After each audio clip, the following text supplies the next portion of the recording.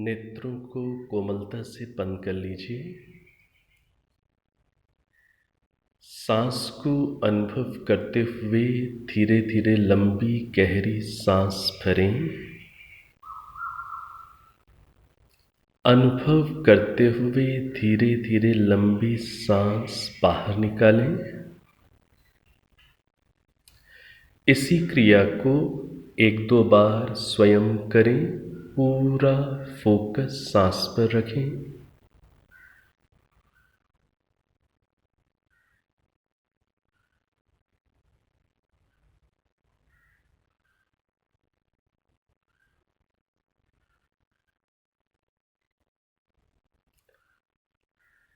अब लंबी गहरी सांस भर लें। मिलकर ओम का उच्चारण करेंगे। ओ।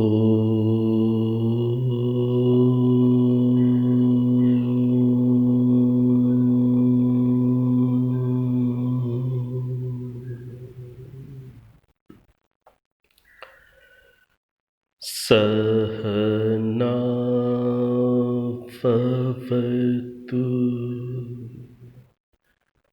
सहनौ भुनक्तु सह वीर्यं करवावहै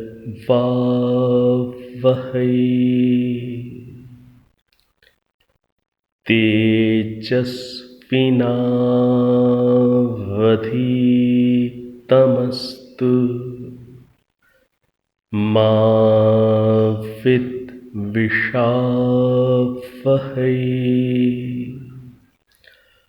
ओम शांति शांति शांति।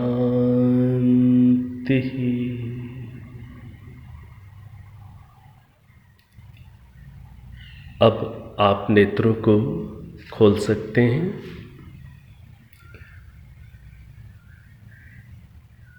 पिछली कक्षा के अंदर हम लोगों ने ये समझने का प्रयास किया कि ईश्वर ने वेद का ज्ञान मनुष्य मात्र के लिए दिया है। स्त्री को, नारी जाति को भी पूर्ण अधिकार है वेद का अध्ययन करने का, यज्ञोपवीत धारण करने का, गायत्री मंत्र आदि का जाप करने का पूर्ण अधिकार है। जितना जितना ठीक विधि के साथ जप किया जाएगा उतना उतना ही दोनों को, पुरुष और स्त्री को, लाभ मिलेगा। और यदि ठीक विधि से जप नहीं किया जाएगा तो दोनों की ही हानि होगी। तो हम लोगों ने इन विषयों के ऊपर काफी कुछ चर्चा पिछली कक्षाओं में कर ली है। अब एक प्रश्न जो आप लोगों की ओर से उपस्थित होता है और उपस्थित हुआ है कि ईश्वर ने ये वेदों का ज्ञान 4 ऋषियों के हृदय में प्रकट किया। कौन कौन से 4 ऋषि? अग्नि ऋषि, वायु ऋषि, आदित्य ऋषि, अंगिरा ऋषि। कौन कौन से वेदों का ज्ञान प्रकट किया? क्रम से पिछली कक्षाओं में हम समझ चुके हैं, सीख चुके हैं। क्रम से नाम लेंगे। ऋग्वेद, यजुर्वेद, सामवेद, अथर्ववेद। इन 4 वेदों का ज्ञान 4 ऋषियों के हृदय में ईश्वर ने सृष्टि के प्रारंभ में प्रथम मनुष्य पीढ़ी में प्रकट किया। प्रश्न उठता है कि वेदों का ज्ञान प्रथम सृष्टि में दिए हुए अब कितना समय व्यतीत हो चुका है। अर्थात वेदोत्पत्ति का काल क्या है, वेद कब ज्ञान के रूप में ऋषियों के हृदय में प्रकट हुए, वेदोत्पत्ति का काल क्या है, कितने वर्ष पूर्व वेदों का ज्ञान दिया गया। यह प्रश्न भी उठा करता है और उठना चाहिए। तो इस चीज को हम समझने का प्रयास करेंगे और इसे समझने में हो सकता है आपकी जानकारी में कुछ नई नई बातें भी आए। मैं अधिक विषय को जटिल नहीं बनाऊंगा, आपके लिए विषय भी सरल बना रहे और आपको हृदयंगम हो जाए सार रूप में, ऐसा मेरा प्रयास रहेगा। एक प्रश्न यदि हम सोचें कि अभी कौन सा वर्ष चल रहा है, आज आधुनिक जो कैलेंडर है, इस कैलेंडर में आज कौन सा वर्ष चल रहा है, तो यही है 2020 चल रहा है। और 2020 में इस महामारी के काल के अंदर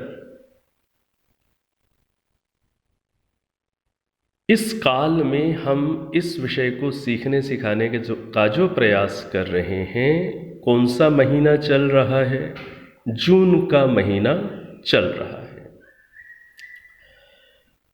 तो प्रश्न ये है कि सन 2020 ये आपकी गणना में, आपकी काउंटिंग में कैसे आया। 2020 कैसे आया, कैसे आया? कैलेंडर को देख करके आया, हमें ये ज्ञात हुआ, ये हमें विदित हुआ कि सन 2020 चल रहा है। जो बच्चा अभी नया पैदा हुआ है और पैदा होकर 4-5 साल में समझदार बनता है, उसकी जानकारी में उस समय चलने वाला वर्ष किसके माध्यम से जानकारी में आ रहा है? बड़ों के माध्यम से जानकारी में आता है, कैलेंडर आदि के माध्यम से जानकारी में आता है। एक नए बच्चे को, 4-5 वर्ष के बच्चे को और जानकारी कहाँ से मिलती है? बड़ों से मिलती है, या थोड़ा सा उसे सिखाया जाता है कैलेंडर देखना, तो कैलेंडर देख करके बच्चे को पता चलता है कि सन 2020 चल रहा है या कोई भी सन चल रहा है। प्रश्न है कि ये 2020 की संख्या हम तक कैसे पहुंची, 2020 ये काउंटिंग आप तक कैसे पहुंची। आज हम सब सुनाने वाले और सुनने वाले, हम सब इतने पुराने नहीं हैं कि हम इस काउंटिंग का ओरिजिन हम में से किसी ने प्रत्यक्ष देखा हुआ हो और वो जीवित हो और वो ये बता दे कि उस समय ये काउंटिंग शुरू हुई। तो ऐतिहासिक जानकारी के आधार पर आपको ये ज्ञात होता है, आपको इस बात की जानकारी होती है कि ये जो काउंटिंग है 2020 की, प्रारंभ कहाँ से हुई। ऐसा कहते हैं कि ईसा मसीह जी के जन्म से इसकी गणना प्रारंभ की गई। तो ईसा मसीह जी का जन्म, वहां से गिनना शुरू किया।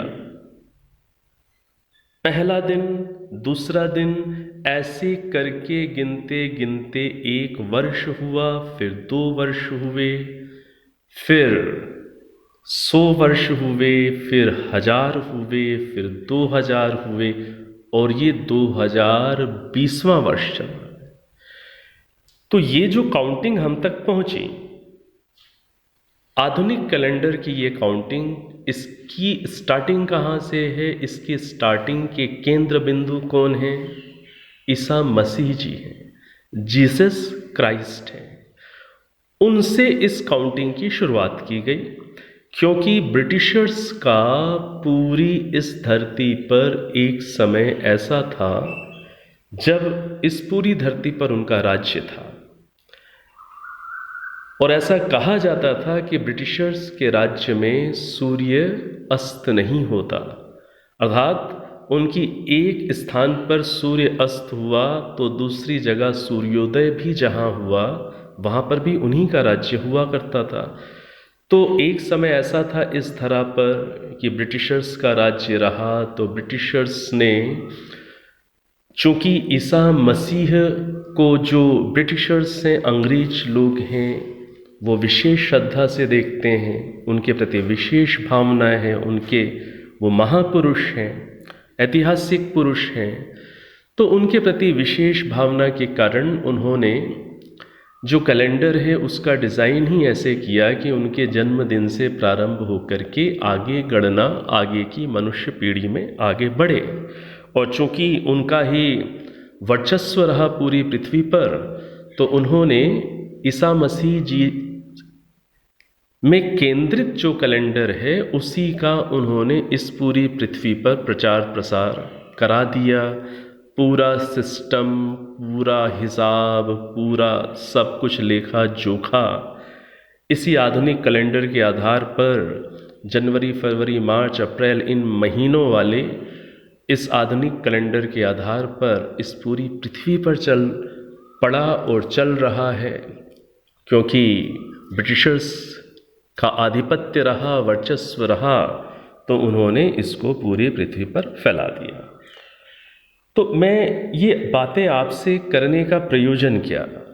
आपसे इस बात को करने का एक बड़ा सिंपल सा प्रयोजन कि आज जो एक छोटे बच्चे के सामने संख्या है 2020, वो संख्या उसके लिए तो बहुत बड़ी है। यदि वो बच्चा पूछे कि ये संख्या हमें कैसे पता चली कि सन 2020 चल रहा है, तो इसका उत्तर आप क्या देंगे? आप यही देंगे कि हमारे कैलेंडर्स से। और कैलेंडर्स में भी क्या हुआ, रोज एक एक दिन जुड़ता गया और उस आधार पर वर्ष बदलते गए, आगे से आगे कैलेंडर छपते गए। तो प्रतिदिन एक एक नया दिन जुड़ते जुड़ते जुड़ते जुड़ते ये संख्या हमें प्राप्त हुई। और तो कोई समझाने का साधन नहीं है। हाँ, आप इतिहास को थोड़ा जोड़ सकते हैं कि ये जीसस क्राइस्ट के जन्म के साथ इस काउंटिंग को शुरू किया गया। ब्रिटिशर्स का राज्य था, उन्होंने इसी चीज़ को पूरी धरा पर, इस पृथ्वी पर फैला दिया। और क्या साधन है? क्या इसमें आप कोई बच्चे को मैथमेटिकल कैलकुलेशन दे सकते हैं कि 2020 कैसे मिला, ये नंबर कैसे मिला? क्या इसके लिए किसी मैथमेटिकल कैलकुलेशन की ज़रूरत पड़ेगी? शायद नहीं है। सिंपल सा लॉजिक है, रोज एक एक जोड़ते गए, जोड़ते चले गए और इस परंपरा को मेंटेन किया गया, तो आज हम 2020 पर आ गए। सिंपल। अब इस बात को समझें कि ये जो नया साल आपका जो पूरा होता है, 31 दिसंबर को जो साल समाप्त होकर नया साल जो प्रारंभ होता है 1 जनवरी से, ये जो 1 जनवरी से जो नव वर्ष का प्रारंभ होता है और आप उससे सेलिब्रेट करते हैं मतलब आप समझते हैं, अर्थात आप उसे उल्लासपूर्वक मनाते हैं, खुशियाँ मनाते हैं, नए साल की, नव वर्ष की मनाते हैं। तो पुराने वर्ष की समाप्ति और नव वर्ष के प्रारंभ को आप सेलिब्रेट करते हैं। आप उसे एक उत्सव के रूप में सोल्लास खुशियाँ बांटते हुए उसका आप स्वागत करते हैं। ये जो हम आप स्वागत करते हैं, इस पर आपने कभी जरूर ध्यान दिया होगा। नहीं दिया तो अब जरूर दे दीजिएगा कि ये गहराई से यदि देखा जाए तो ये एक तरीके से जीसस क्राइस्ट का ही हम जन्मदिन नहीं सेलिब्रेट कर रहे हैं। क्योंकि मैंने क्या कहा, इसकी गणना कहाँ से शुरू हुई, इसकी काउंटिंग कहाँ से शुरू हुई? जीसस क्राइस्ट के जन्मदिन या उसके कुछ दिन आसपास से। उसमें थोड़ी सी डिस्कशन की बातें हैं, उस पर हम नहीं जाते, बस इतना रखते हैं कि जीसस क्राइस्ट के जन्मदिन के पास से, ऐसा मान लीजिए उस दिन से ये चीज़ जब शुरू हुई। तब जब हम नया साल बनाते हैं तो एक तरीके से तो ये उनके जन्मदिन का ही सेलिब्रेशन है एक तरीके से यदि आप देखें। और इसको हम क्या बोलते हैं? नव वर्ष। ये नव वर्ष किसका है? जिसका प्रारंभ जीसस क्राइस्ट के जन्म से या उसके आसपास से हो रहा है, तो ये तो उनके जन्मदिन से ही संबंधित है। क्या सृष्टि के अंदर, ध्यान से सुनिएगा, क्या सृष्टि के अंदर, क्या नेचर के अंदर उस समय कोई ऐसे लक्षण आपको नेचर में दिखते हैं, प्रकृति में दिखते हैं, सृष्टि में दिखते हैं कि आपको लगे कि नया साल शुरू हो रहा है?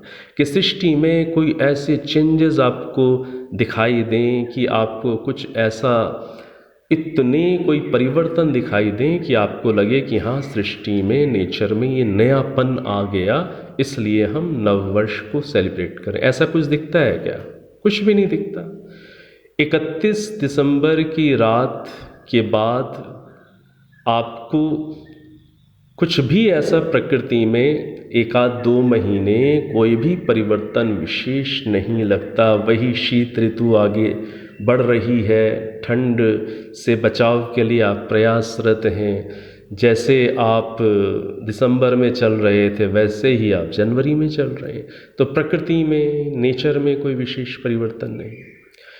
तो अब इस चीज़ को समझना है कि ये जो हमारा नव वर्ष है, नव वर्ष मतलब न्यू ईयर, जो सेलिब्रेशन आज चल रहा है, ये तो जीसस क्राइस्ट से संबंधित है।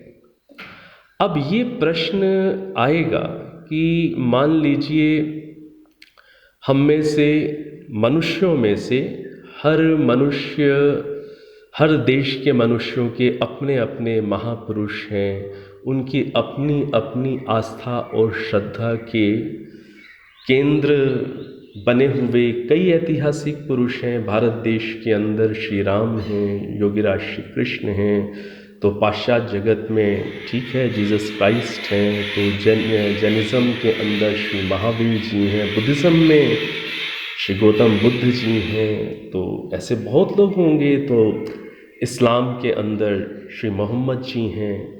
तो यदि हर व्यक्ति अपनी अपनी आस्था के केंद्र किसी मनुष्य के जन्मदिन के आधार पर यदि काउंटिंग शुरू करके और 365 दिन में एक वर्ष पूरा मानकर फिर वहाँ उसको आगे बढ़ाते बढ़ाते केंद्र यदि महापुरुष को रखें, तो सारी इस पृथ्वी के अंदर हर मनुष्यों की अपनी अपनी आस्थाओं के आधार पर अलग अलग नव वर्ष की डेट्स आ जाएंगी।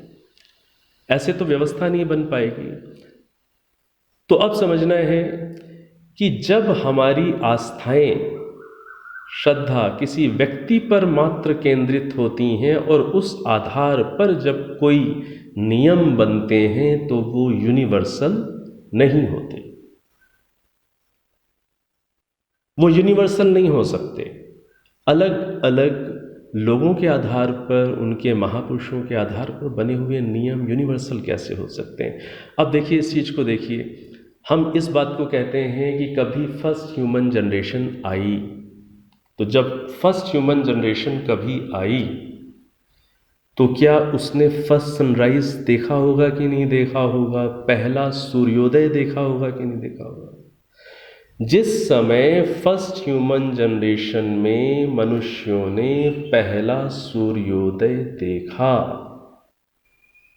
हम प्रथम दिवस की काउंटिंग वहां से क्यों नहीं शुरू करें? फर्स्ट ह्यूमन जनरेशन में मनुष्यों ने जब पहला सूर्योदय देखा, पहला प्रभात, पहला सूर्योदय, वास्तव में उस दिन से पहला दिन काउंट होना चाहिए कि नहीं होना चाहिए? और उस दिन से लेकर 360 दिन, या आप 365 कहें, वो एक डिस्कशन की बात है।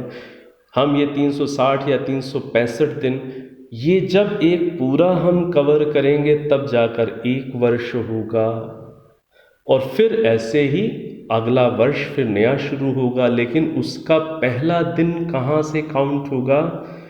जब मनुष्यों की प्रथम पीढ़ी ने पहला सूर्योदय देखा।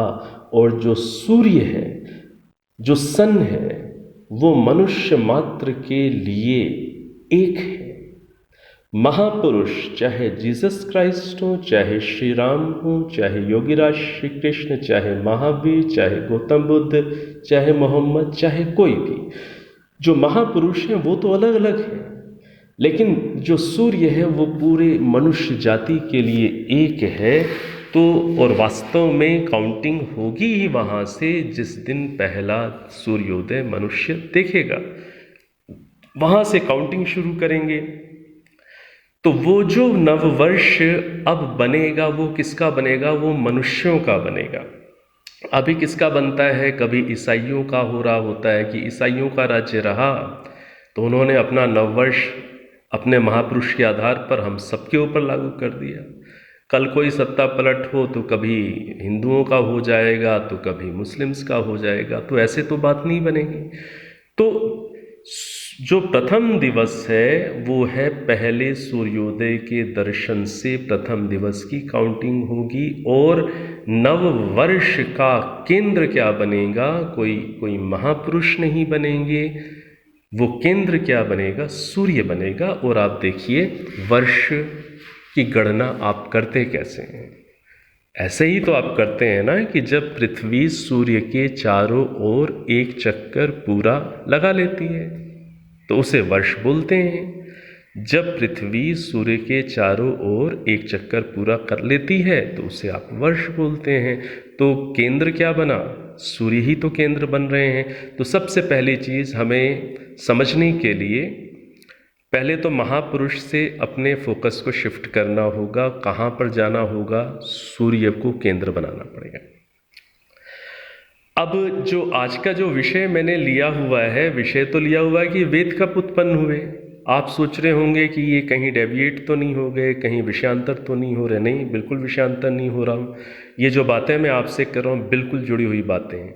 अब इस चीज़ को समझिए, जिस दिन वो प्रथम दिवस जब मनुष्यों ने पहला सूर्योदय देखा, उसी प्रथम दिवस में जो मैं आपको काफ़ी विस्तार में मैंने प्रयास किया है बताने का कि अग्नि, वायु, आदित्य, अंगिरा, ये 4 ऋषि, और ये ऋषि अर्थात ये 4 उपाधियों वाली आत्माएं, तो जब प्रथम दिवस में पहला सूर्योदय हुआ और सूर्य दर्शन किया गया, उसी दिन इन 4 आत्माओं के हृदय में ईश्वर ने वेद ज्ञान को प्रकट किया। उसी दिन 4 आत्माओं के हृदय में ईश्वर ने वेद ज्ञान को प्रकट किया। ऋग्वेद, यजुर्वेद, सामवेद, अथर्ववेद का ज्ञान अग्नि, वायु, आदित्य, अंगिरा ऋषि की आत्माओं में परमात्मा ने प्रकट कर दिया उसी दिन। तो अब वेदोत्पत्ति का काल वही है जो काल इस सृष्टि में मनुष्य जीवन के प्रारंभ होने का है। इसको समझ लीजिए, वाक्यों को ध्यान से सुनिए। मनुष्यों का प्रकट होना, प्रथम सूर्योदय के दर्शन करने को जितना समय हो चुका है उतना ही समय वेदों को उत्पन्न हुआ है। तो अब आप चाहे इस बात को ऐसे कह लें कि प्रथम मनुष्यों को कितना समय हो चुका है इस सृष्टि में, या आप ऐसे कह लें कि वेद का ज्ञान प्रकट हुआ उसको कितना समय हो गया। दोनों की काउंटिंग समान है। तो एक विषय के साथ साथ दूसरे विषय के प्रति भी समझ हमारी स्पष्ट हो सके, इसलिए मैंने इस दोनों बातों को जोड़कर आपके सामने रखने का मैं प्रयास कर।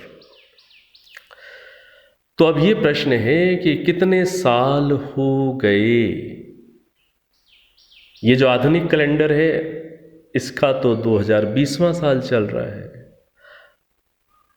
और जो वैदिक कैलेंडर है, वैदिक कैलेंडर का कौन सा साल चल रहा है, उसको फिर से कैसे स्पष्ट आप समझेंगे कि ये 2020 ये संख्या आपके पास कैसे आई। रोज एक एक दिन ऐड करके जोड़ते जोड़ते ही तो आप 2020 तक पहुँचे। इसी प्रकार से जो वैदिक कैलेंडर है, जो आपको सृष्टि के प्रथम दिवस से काउंटिंग दे रहा है कि मनुष्य पीढ़ी को आए कितना समय हुआ, वेद को उत्पन्न प्रकट हुए कितना समय हुआ, वो संख्या तो बहुत लंबी है, बहुत लंबी है। आप में से कई लोगों के लिए तो बहुत ही आश्चर्यजनक हो सकती है, लेकिन आप समझने का प्रयास करते रहिएगा। तो उस संख्या को थोड़ा सा आप लोग मेरे साथ बोलिए, बोलिए 1 अरब 96 करोड़,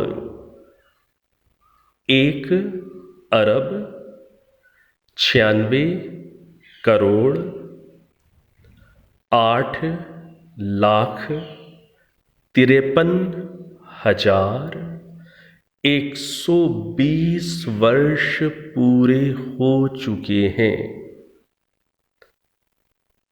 वेद का ज्ञान प्राप्त हुए और मनुष्य पीढ़ी के आए हुए इस धरा पर कितने साल व्यतीत हो चुके हैं। 1 अरब 96 करोड़ 8 लाख 53,120 वर्ष पूरे हो चुके, 121वां चल रहा है। इतनी बड़ी संख्या। हो सकता है कईयों को हिंदी में संख्या ना समझ में आ रही हो, तो 1,960,853,120 ईयर्स का ये है संख्या। 1,960,853,122 years are gone and 121st year is now continuing। तो ये जो संख्या है, ये संख्या सुनते ही व्यक्ति के अंदर बड़ा आश्चर्य आता है कि ये संख्या इनके पास कहाँ से आ गई। बिल्कुल आश्चर्य की बात नहीं। यदि आप वैदिक ट्रेडिशन को थोड़ा सा आप समझेंगे या समझते होंगे तो आपको आश्चर्य नहीं होगा। 2020 कैसे संख्या आई, रोज एक एक दिन बढ़ाते बढ़ाते ही तो 2020 तक आपका कैलेंडर पहुंचा है। इसी प्रकार से वैदिक परंपरा के अंदर एक आपको मिलेगी, ऑब्जर्व करिएगा इस चीज़ को। वैदिक परंपरा के अंदर प्रतिदिन हवन अग्निहोत्र किया जाता है मॉर्निंग के अंदर, और जो हवन अग्निहोत्र किया जाता है, आप में से कई लोगों ने सुना होगा, हवन को अग्निहोत्र को जब प्रारंभ करते हैं तब पुरोहित जी, पंडित जी क्या बोलते हैं, स्टार्टिंग में बोलते हैं संकल्प पाठ। कैसे संकल्प पाठ बोलते हैं, इसलिए थोड़ा सा सुना रहा हूँ जिससे आपको याद आए कि हाँ हमने कहीं सुना हुआ है ऐसा। कैसे बोलते हैं, ओम तत्सश्री ब्रह्मणो द्वितीय प्रहरोत्तरार्धे वैवस्वते मन्वन्तरे अष्टाविंशतितमे कलियुगे कलिप्रथमचरणे एकवृन्दशन्नवतिकोटि अष्टलक्ष इस तरीके से कहीं सुना होगा आपने। तो ये जो बोलते हैं ये क्या बोलते हैं, ये हर दिन प्रतिदिन प्रातः जब यज्ञ होता है तो वैदिक परंपरा है, यज्ञ से पहले क्या बोला जाता है, संकल्प पाठ, और संकल्प पाठ के अंदर उस नए दिन को जोड़कर वो संख्या आगे बढ़ाई जाती है, वो पूरा हिसाब मेंटेन किया जाता है। तो ऐसे पीढ़ी दर पीढ़ी परंपरा से ये संख्या आज चलती चलती चलती चलती यहाँ तक आ गई, जो संख्या मैंने आपको सुनाई। तो इतने वर्ष हो चुके हैं वेदों को उत्पन्न हुए, या इतने वर्ष हो चुके हैं मनुष्यों को इस धरती पर आए हुए। तो ये जो काल है, ये काल, इसका पूरा डिटेल्स आपको कहाँ मिलेंगी विस्तार से, आपको मिलेंगी ऋग्वेदादि भाष्य भूमिका। महर्षि दयानंद सरस्वती जी का ये ग्रंथ जरूर पढ़िएगा, ऋग्वेदादि भाष्य भूमिका। तो ऋग्वेदादि भाष्य भूमिका के वेदोत्पत्ति विषय में ये चैप्टर का नाम है, अध्याय का नाम है वेदोत्पत्ति विषय। इस अध्याय में महर्षि दयानंद सरस्वती जी ने विस्तार से ये संख्या कैसे प्राप्त होती है वो विस्तार से वहाँ समझाया हुआ है। और वहाँ पर विस्तार से जब आप समझेंगे तो आपको ये भी बात समझ में आएगी कि कितने युग होते हैं, 4 युग होते हैं। अभी कौन सा युग चल रहा है, कली युग चल रहा है, ये आपने सुना हुआ है। इससे पहले कौन सा युग था, द्वापर युग था। उससे पहले क्या था, त्रेता युग था। उससे पहले क्या था, सतयुग था। तो कलियुग, द्वापर युग, त्रेता युग, सतयुग, ये 4 युग होते हैं। ये जो 4 युग हैं, इनमें जो कलियुग होता है वो कितने वर्षों का होता है, वो होता है 4,32,000 वर्षों का कलियुग होता है। जो द्वापर युग होता है वो कलियुग से डबल होता है, दुगना होता है। तो 4,32,000 वर्षों का जब कलियुग है तो द्वापर कितने का हो जाएगा, 8,64,000 वर्षों का। और जो त्रेता युग होता है वो कलियुग से ट्रिपल होता है, 3 गुना अधिक होता है। तो वो कितना हो जाएगा, 4,32,000 मल्टीप्लाइड बाई 3, तो कितना आएगा, 12,96,000 वर्ष। और जो सतयुग होता है, सतयुग कलियुग का 4 गुना होता है, तो मल्टीप्लाइड बाई 4, तो 4,32,000 गुणे 4, तो कितना आएगा, 17,28,000 वर्ष का होता है सतयुग। तो ये चारों जो युग हैं इन्हें मिलाकर क्या बोलते हैं, चतुर्युगी। इन 4 युगों को मिलाकर के क्या बनती है, एक चतुर्युगी। ऐसी कितनी चतुर्युगियाँ एक सृष्टि के काल में होती हैं, 1000। अभी मैं आपको बिल्कुल विषय कॉम्प्लिकेटेड नहीं करूँगा। अभी आपको ये संख्या कैसे आई है उसका तो मैंने बताया आपको कि पीढ़ी दर पीढ़ी, परंपरा दर परंपरा, प्रतिदिन हवन के समय रोज एक एक जोड़ा जाता गया, संख्या बढ़ते बढ़ते इतनी बन गई। बाकी डिटेल्स आप ऋग्वेदादि भाष्य भूमिका में देख सकेंगे। हाँ, 4 युगों के नाम और उनकी जो वर्ष हैं वो मैंने आपको थोड़ा सा बता दिए। इतना चाहें तो आप ध्यान रख सकते हैं कि कलयुग कितने साल का है, 4,32,000। बस इतना सा याद यदि आपने कर लिया, कलयुग कितने का है, 4,32,000 का। फिर इससे दुगना, इससे तिगुना, इससे 4 गुना, बाकी तो आप निकाल सकते हैं कैलकुलेशन से।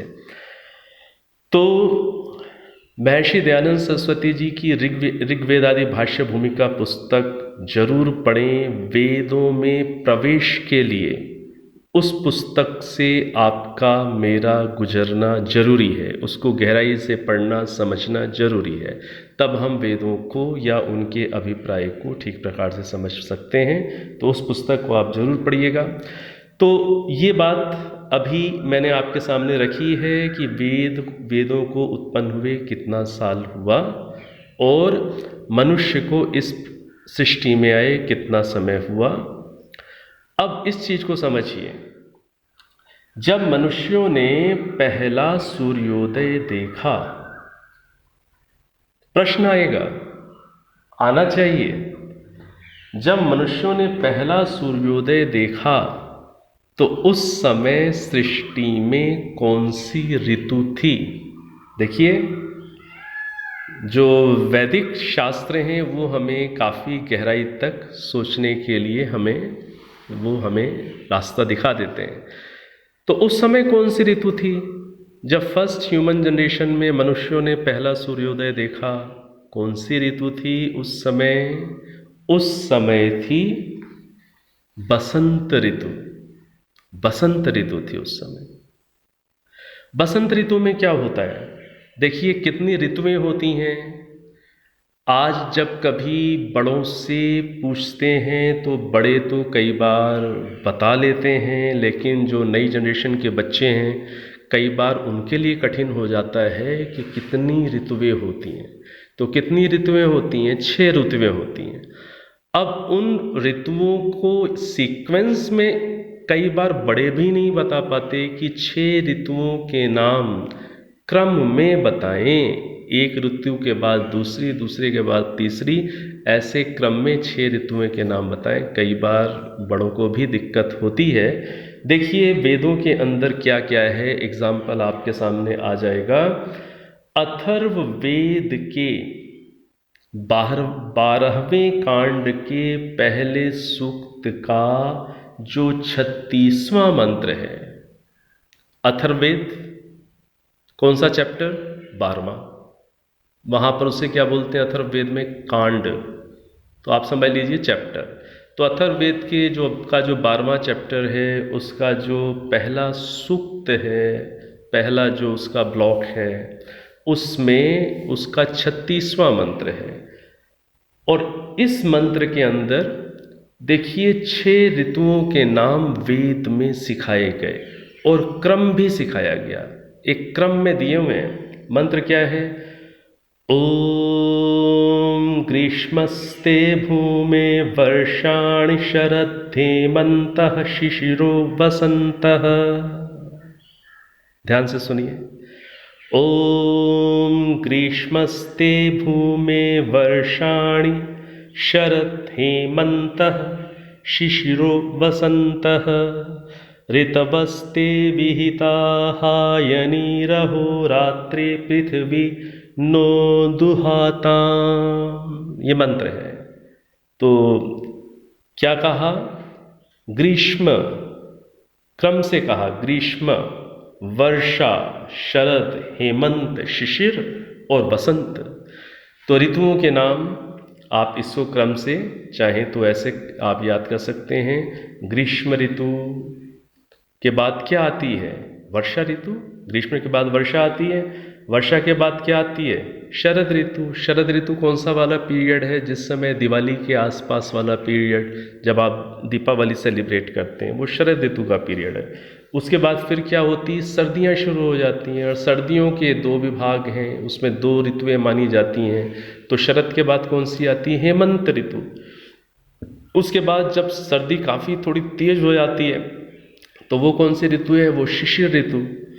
और शिशिर ऋतु जब सर्दी काफ़ी तेज हो गई, फिर धीरे धीरे कम हो गई, और उसके बाद फिर कौन सा पीरियड आता है? कौन सा पीरियड आता है? बसंत ऋतु का। बसंत ऋतु का पीरियड क्या होता है? जिस समय नई कोपलें फूटती हैं। सर्दी के कारण तो पत्ते सूख करके झड़ जाते हैं, उसके बाद जो नई कोपलें फूटती हैं, नई कलियां आती हैं, नए पुष्प आते हैं, जो पत्ते जिस वृक्ष के झड़ गए हैं, जो पूरा वृक्ष हरा भरा होना शुरू होता है नएपन के साथ। ये हुआ ना नया वर्ष। जब सृष्टि के अंदर नयापन आएगा तभी तो नया वर्ष कहलाएगा। तो सृष्टि के अंदर नयापन कब आता है? बसंत ऋतु में आता है। तो जो वैदिक ट्रेडिशन है वो क्या कहता है, किसी महापुरुष पर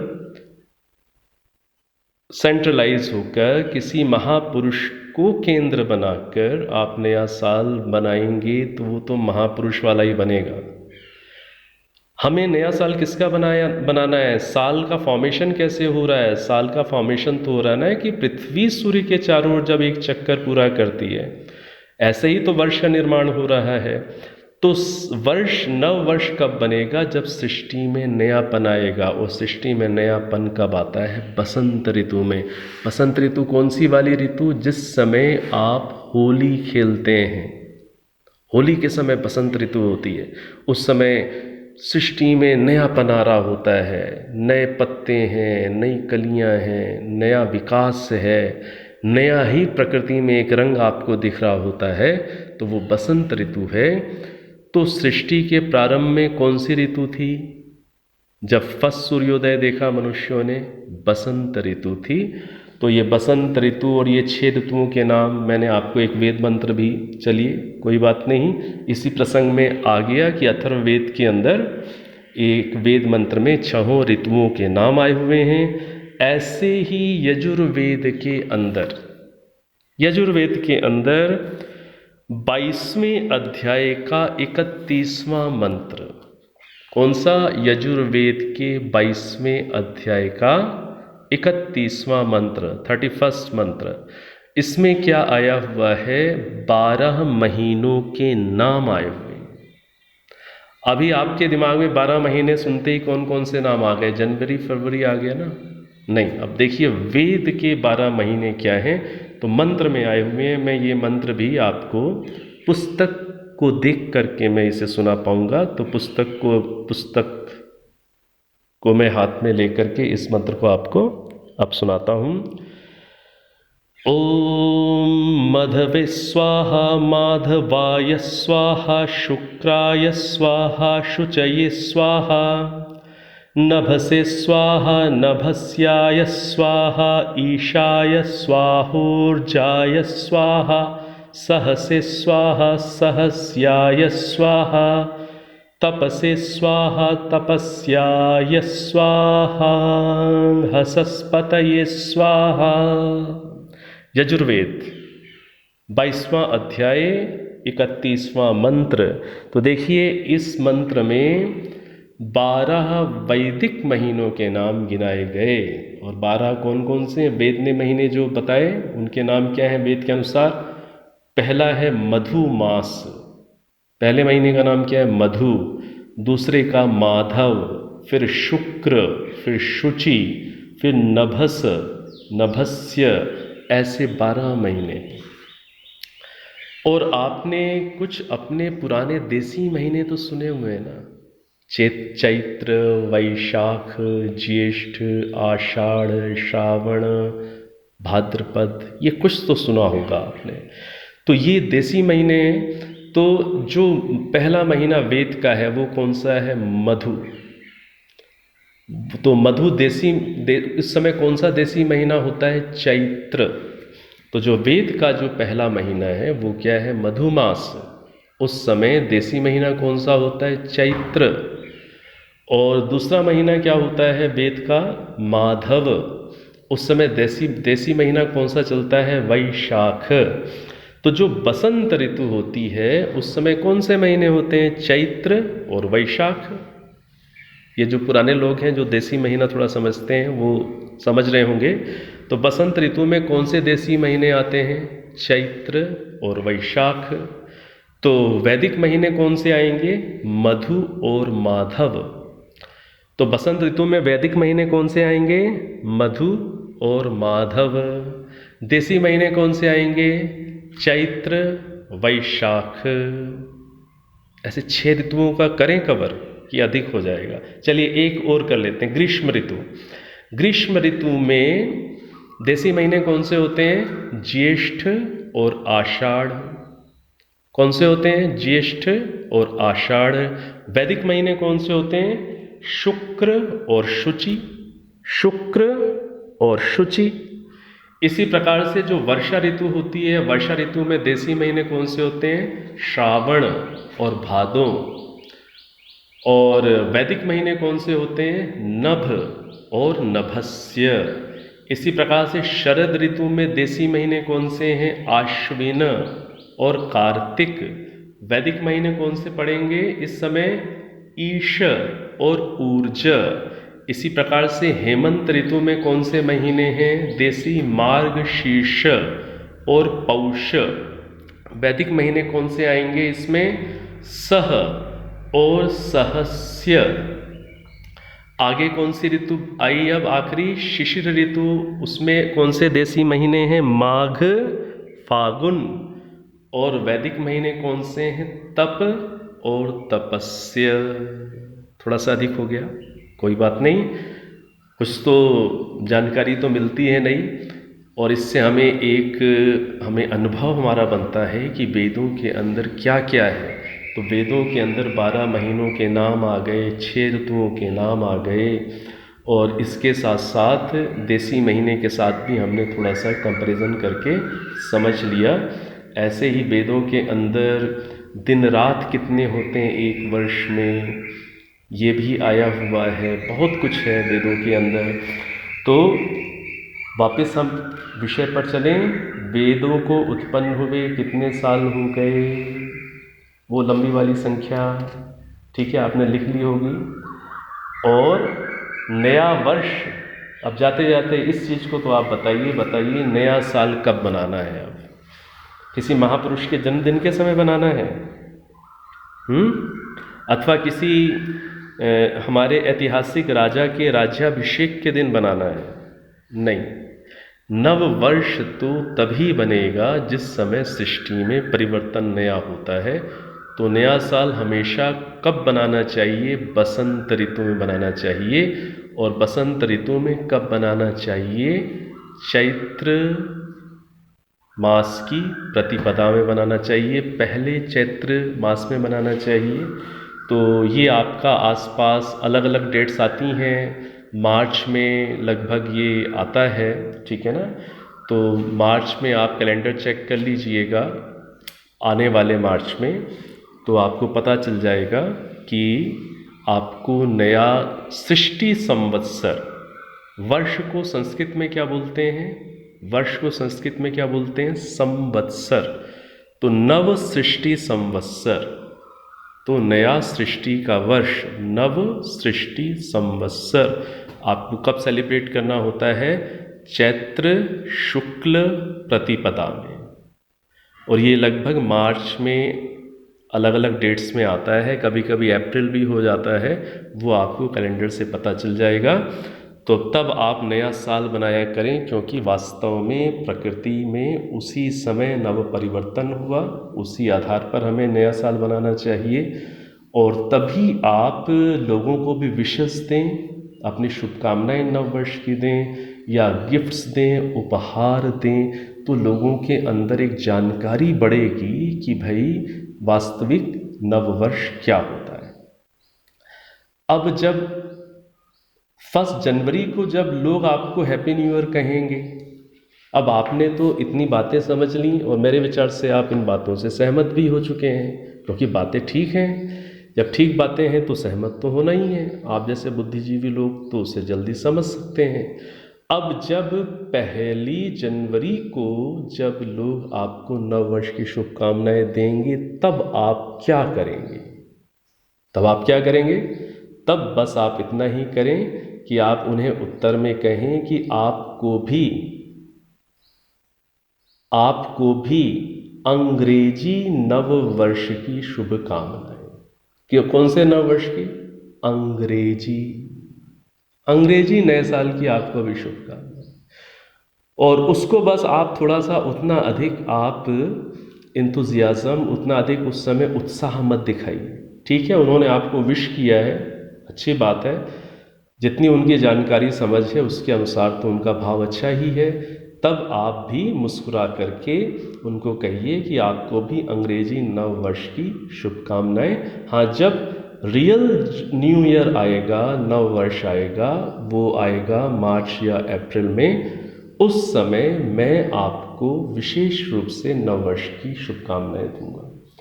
तब उनके लिए क्वेश्चन मन में आएगा कि ये क्या बोल रहे हैं, कि वो विश कर रहे हैं वो अंग्रेजी नव वर्ष है, और ये कह रहे हैं कि रियल जो सच्चा ठीक जो नव वर्ष होगा मैं मार्च या अप्रैल में जब वो आएगा उस समय मैं आपको शुभकामनाएं दूंगा। तो उनको थोड़ा सा हो सकता है जानने की जिज्ञासा हो, और यही आपके लिए एक अवसर हो उन्हें भी ये बातें समझाने का जो बातें मैंने आपसे करने का प्रयास किया है। सत्य को तो फैलाना पड़ता है, सत्य के लिए थोड़ा तो आपको भी प्रयास आप करते ही होंगे। आप इस विषय में भी जरूर करिएगा जिससे कि वास्तविक नववर्ष क्या है वो लोगों को समझ में आए। और चूंकि ये बड़ा साइंटिफिक है और तार्किक है, इसलिए इससे कोई मना भी नहीं कर सकता। भाई सूर्य को हम केंद्र बनाकर पृथ्वी का जो एक साल पूरा हुआ वहाँ से हम स्टार्टिंग करेंगे, किसी हम ग्रेट पर्सनालिटी से नहीं कर रहे, और ये यूनिवर्सली सबके लिए एप्लीकेबल है। तो ये ह्यूमैनिटी को एक यूनिटी में बांधेगी ऐसी चीज़ें। तो ये एक्सप्लेनेशन या ये विवरण तो सबको ही समझ में आने योग्य है। बस आप इसे स्प्रेड करें, इसे फैलाएं। इतना योगदान यदि हम सब थोड़ा थोड़ा देते चले गए तो ये सत्य अगली पीढ़ियों तक केवल जीवित ही नहीं रहेगा और फैल करके व्यापक हो जाएगा। तो ऐसा हमारा ये कर्तव्य है, और ऐसा कर्तव्य हम निभाएं तो ये हमारा ऋषि ऋण से उऋण होने का एक छोटा सा अल्प प्रयास हमारा भी मान लिया जाएगा। तो इस तरीके से ज़रूर प्रयास करिएगा। मेरे विचार से आपको ये नव वर्ष का कॉन्सेप्ट क्लियर हुआ होगा, वेद को उत्पन्न हुए कितना समय हुआ ये कुछ क्लियर हो गया होगा, और ऋग्वेद आदि भाष्य भूमिका को पढ़ना है, उसमें वेदोत्पत्ति विषय इस चैप्टर को समझना है। ये पुस्तक किसकी लिखी हुई है? महर्षि दयानंद सरस्वती जी की लिखी हुई है। तो ये कुछ बातें आप याद रखिएगा और आप आगे लाभ उठाते रहिए। समय आज अधिक हो गया है, अब आप सीधे बैठ जाएं, नेत्रों को कोमलता से बंद कर लें, लंबी गहरी सांस लें।